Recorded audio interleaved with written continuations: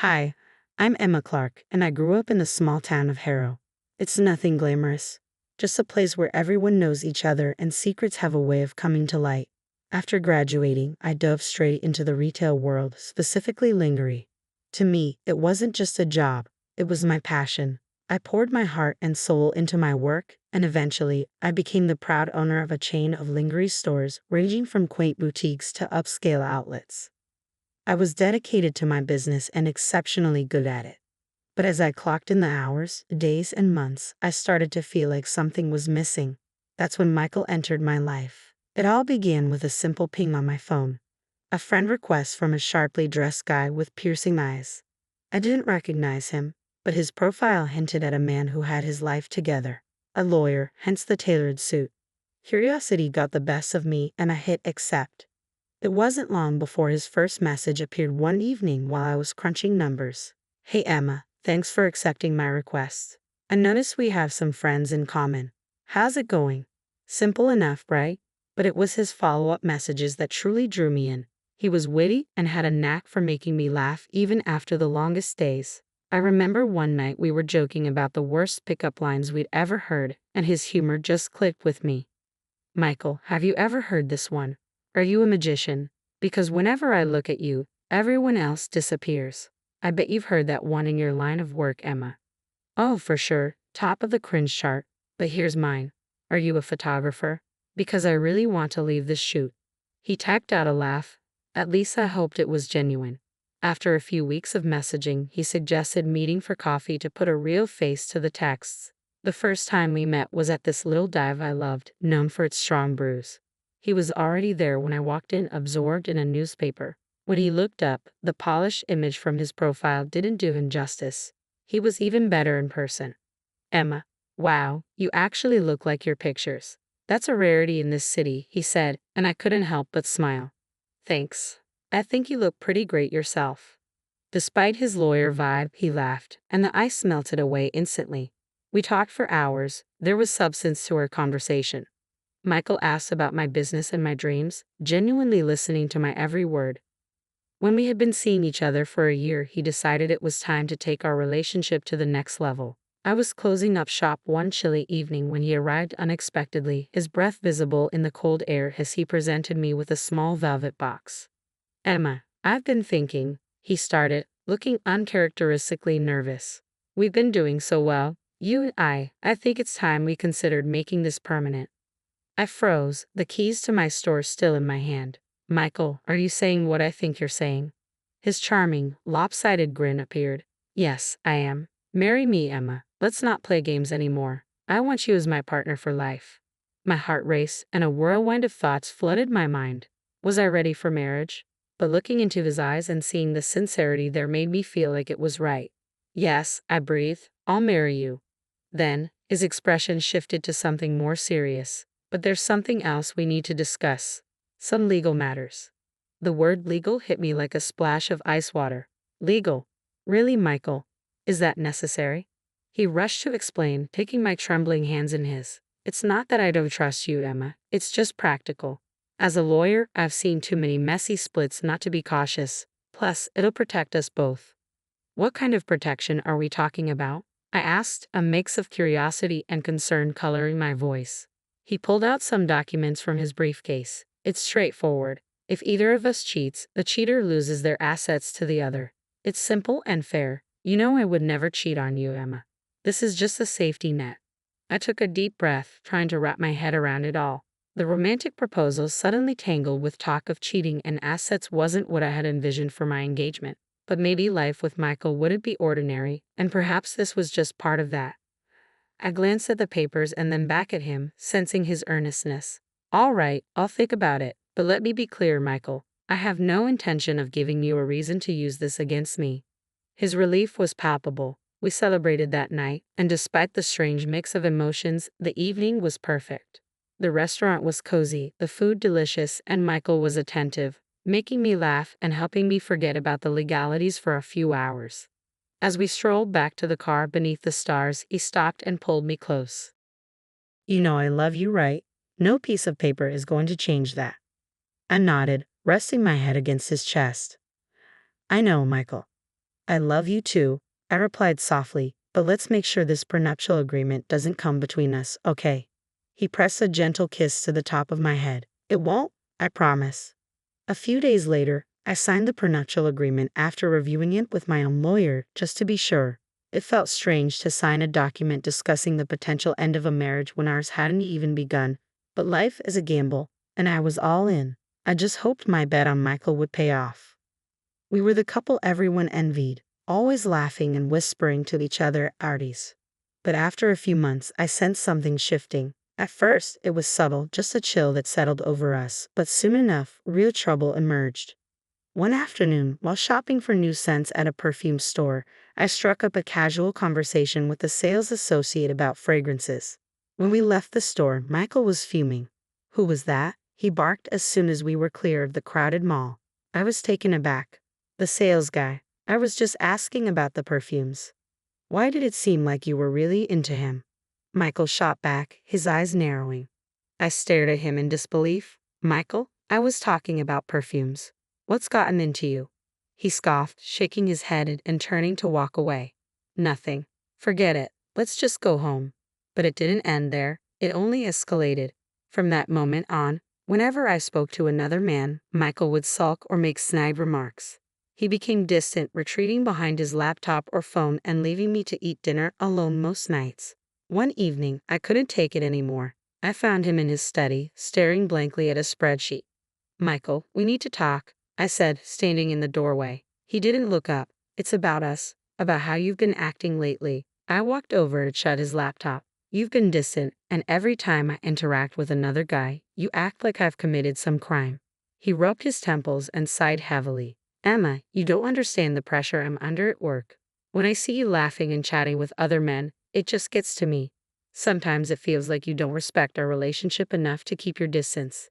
We stared at each other, the air thick with unspoken words and the remnants of our raised voices. Then the rumors started creeping in. Friends began whispering that Michael had been telling people I was a flirt, chatting up other men whenever he turned his back. I couldn't believe it. "You've been talking about me behind my back?" I demanded. "Telling people I flirt with other guys?" "Look, Emma, it's not like that. I might have said a few things, but it's only because I see how they look at you," he replied, defensive. I cut him off, my anger boiling over. "I don't believe this. You have no right to spread lies about me. You're supposed to be my partner, not my biggest critic." After that blow-up, things between us cooled down. One morning, I found a note from Michael on the kitchen counter. His handwriting, usually neat and precise, looked rushed this time. I picked up the note, my heart racing a bit faster than usual. "Emma, let's try to start over. Meet me at the Grand View Hotel, room 204, at 8 p.m. tonight. Let's put the past behind us and move forward." I stared at the note for a full minute, taken aback. This was unexpected. Maybe it was his way of reaching out, trying to mend what had been broken. Hope fluttered in my chest like a fragile bird, and I decided to go. The day dragged on, and work felt like a blur. I couldn't focus on customer orders or inventory. My mind kept drifting back to the note and what the evening might hold. Could we really start fresh? By the time I closed up the shop and headed to the hotel, I was a bundle of nerves. Arriving at the Grand View, my palms were sweaty. I checked my reflection in the car mirror, fixing my hair and dabbing on a bit of lipstick. Not too much. I didn't want to seem like I was trying too hard. Room 204 was on the second floor. The hallway was quiet, just the soft hum of the air conditioning. I knocked on the door. No answer. I knocked again, then hesitantly turned the doorknob. It was unlocked. The room was dimly lit by a bedside lamp, casting long shadows across the bed. An open bottle of wine sat on the table, 2 glasses beside it, and a small plate of sliced fruit. But there was no sign of Michael. "Michael," I called out as I stepped inside, letting the door click shut behind me. Silence enveloped me, broken only by the soft whir of the air conditioner. I considered leaving, but something made me stay. I poured myself a glass of wine, the deep red liquid swirling in the glass. "Just one glass," I muttered to myself, hoping to calm my nerves. I took a sip. The wine was rich and slightly too sweet. I sat down on the edge of the bed, my mind racing. The wine began to make my head feel a little fuzzy, or was that just my nerves? I lay back to rest my eyes for a moment, the room spinning gently before everything faded to black. When I finally woke up, it was dark outside. I tried to sit up, but a pounding headache made it difficult, and my thoughts were foggy. My phone lay on the nightstand, and I grabbed it. The light from the screen was blinding in the dim room. I checked the time. It was past midnight. Panic clawed at my chest as I struggled to remember what had happened and how I ended up lying there. But it felt like grasping at smoke. I jolted awake, suddenly aware that I was lying there without any clothes. Panic surged through me as I fumbled to dial Michael's number, my fingers trembling. When he picked up, his voice was cold and distant. "Emma, what's up?" "Michael, where are you? Why didn't you come to the hotel?" My voice shook with a mix of anxiety and frustration. "Hotel? What are you talking about? Emma, are you drunk? Have you lost your mind? I'm at the Grand View, like you told me. Why did you ask me to come here if you weren't going to show up?" My anger flared, drowning out my confusion. "Emma, I don't know what sick game you're playing, but I didn't write any note. I've been home all night. You're out of control, running around with your lovers." As I drove home from that disastrous night, Michael's cold, dismissive voice replayed in my head, leaving me in a state of turmoil. It felt like I was trapped in a nightmare from which I couldn't wake. Pulling into the driveway, the familiar sights of our home offered no comfort. Instead, they twisted into a knot of dread in my stomach. I stepped inside, and the tension hit me like a wave. Michael was pacing the living room, his face twisted in anger. As soon as he saw me, he exploded. "There you are, the wandering wife returns," he yelled, his voice dripping with scorn. "Michael, please, we need to talk. Something very wrong happened tonight," I pleaded, my voice shaky yet desperate to make him understand. But he wouldn't listen. Instead, he slammed a stack of photos on the table. "Explain these," he shouted. I picked up the photos, my hands trembling. They showed me in a hotel room, in bed with a man I'd never seen before. My heart sank. "Michael, I don't know who this is. I swear I've never seen him before. Something happened to me tonight, something I can't explain." He laughed, a harsh, mocking sound that sent shivers down my spine. "A monstrous mistake or just your monstrous behavior? Marrying you was the real mistake." Tears stung my eyes, but I fought them back, desperate to stay strong and clear-headed. "I didn't do this, Michael. You have to believe me." "Believe you? Why should I? You're a liar and a cheat, and I'll make sure you don't get a cent from me. I'm going to court, and I will take everything from you, just like we agreed." He spat out the words before grabbing his suitcase, already packed, and heading for the door. With a final glare, he slammed the door behind him, leaving me alone in the echoing silence of the house. I collapsed onto the couch, my body shaking. The pain in my head throbbed relentlessly, an intensity that made it hard to think. But it was more than just a headache. It felt as if my brain were shrouded in fog, my memories of the night blurred and inconsistent. That's when it hit me, the wine.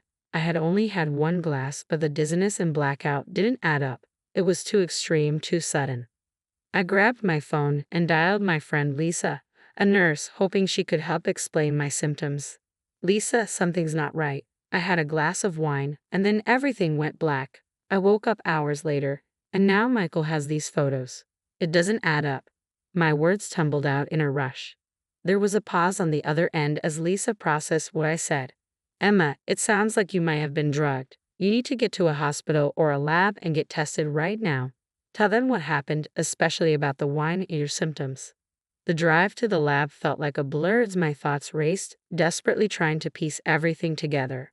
Once there, I explained the situation to the technician, who nodded solemnly and took several vials of blood. A couple of days later, I heard a heavy thud at my doorstep. It was a letter from Michael. My hands shook as I tore it open, confirming my worst fears in the cold, formal language of the legal notice.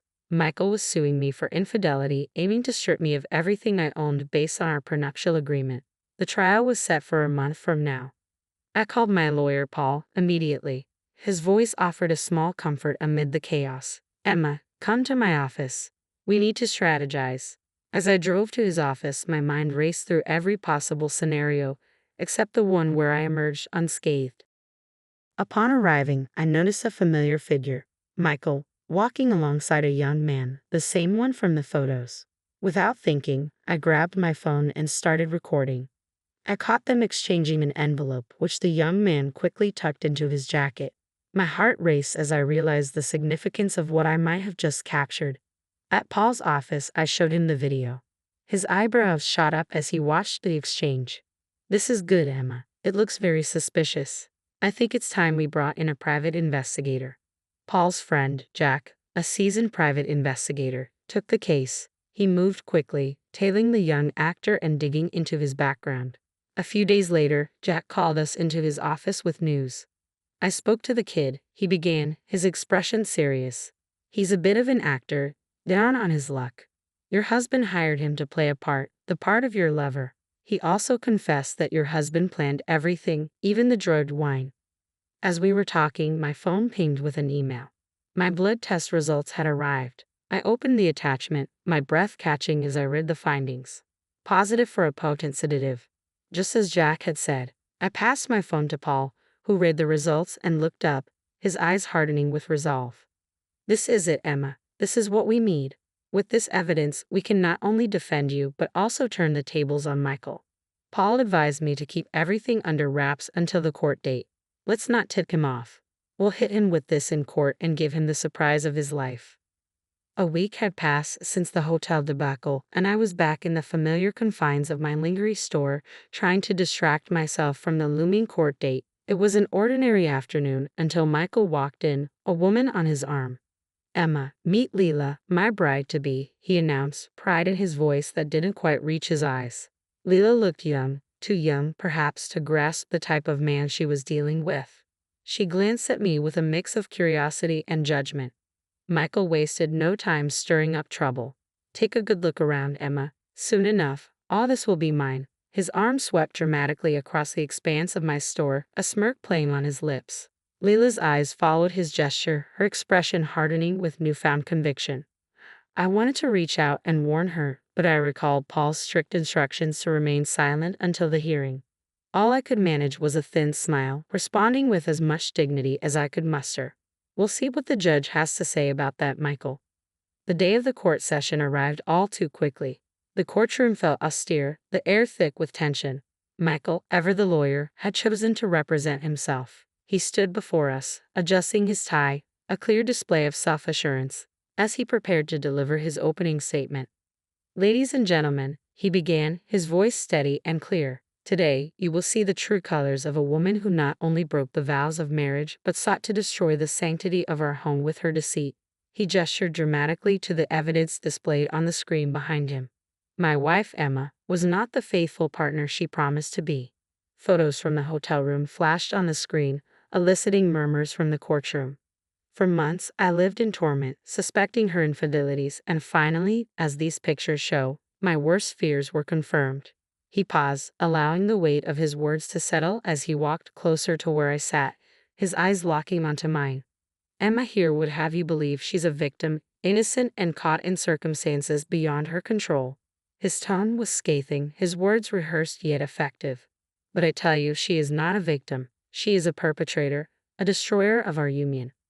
As he spoke, I noted the calculated pauses and measured glances at the judge, the way he constructed each sentence with the precision of a seasoned attorney. "The evidence is clear, undeniable. Emma's actions have caused irreparable damage, not just to her marriage but to the very fabric of trust that binds any relationship." His speech crescendoed in a dramatic plea for justice. Paul, my lawyer, rose to address the court with calm authority, his briefcase filled with the evidence that would clear my name. "Your Honor," he began, his voice steady and commanding, "today we not only defend Emma Clark's honor but also reveal a pattern of deceit orchestrated by her husband, Michael Clark." He gestured to the back of the courtroom, and the actor Michael had hired entered, causing a stir among the spectators. Paul asked him to share his involvement, and the young man looked nervously around before speaking. "I was hired to act a part. I thought it was just a prank," he admitted, his voice shaky. "I didn't realize the seriousness of what was being orchestrated." Paul nodded gravely, then presented the blood test results to the court. These results show that Emma was incapacitated against her will, drugged by substances she had no knowledge of consuming. The courtroom murmured as the implications sank in. Furthermore, Paul continued, his tone hardening, "this is not the first time Mr. Clark has employed such tactics." He laid out evidence of Michael's previous marriages, detailing how similar patterns had led to his unjust enrichment at the expense of his former wives. As Paul concluded his arguments, the weight of the evidence was palpable. We ask not only for the dismissal of the fraudulent claims made against Emma, but also for just compensation for the ordeal she has endured. The judge nodded, absorbing everything before delivering her verdict. After careful consideration of the evidence presented, I find in favor of Emma Clark. The prenuptial agreement is hereby annulled. Relief washed over me, and tears pricked my eyes, not just from the victory, but from the vindication. Furthermore, the judge added, the court awards Mrs. Clark damages in the amount of $400,000. Michael's face turned ashen, his future crumbling before him. His fiancée, present in the courtroom, hurried out, only to return briefly to whisper a thank you to me for exposing the truth before leaving him for good. News of the trial spread like wildfire, the sensational details making headlines. Michael's professional reputation was irrevocably damaged. He was stripped of his license to practice law. The revelation prompted his ex-wives to file lawsuits against him, uncovering a trail of deceit that left him financially and socially bankrupt. As I closed up shop one evening, the glow of the sunset casting long shadows on the floor, I reflected on the journey. The battle had been hard-fought, marked by moments of despair and indignity, but ultimately it stood as a testament to resilience and justice.